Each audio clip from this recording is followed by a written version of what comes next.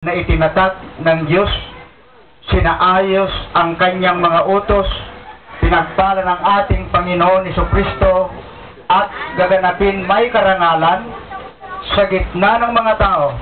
Kaya't ating gunitain ng buong galang ng pag-asawa, itinatag at ginawang banal ng Diyos sa ikagaling at ikaliligay ng sangkatauhan.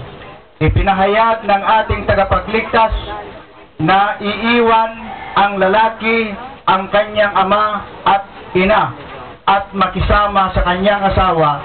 Sa pamamagitan ng kanyang mga apostol ay itinuro niya sa mga nagsisipasok sa kaugnayan nito na mataguyod ng pagmamahalan, pag-ibigan, magdalahan ng mga karamdaman at ang mga kahinaan ng isa't isa, mag-aliwan ng isa't isa sa karamdaman at sa ligalig at bighati sa katapatan at kasipagan upang makapaglaan ng isa't isa at sa kanilang sambahayan sa mga bagay na pamanahon, manalangin at magpasigla sa isa't isa sa bagay na naukol sa Diyos.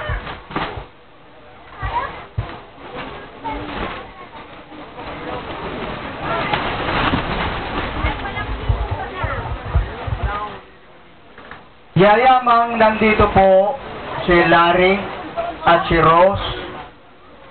Aking hinihingi at itinatagubilin sa iyong dalawa sa harap ng dakilang Diyos na tagasiyasat na lahat na puso na kung sino man sa inyo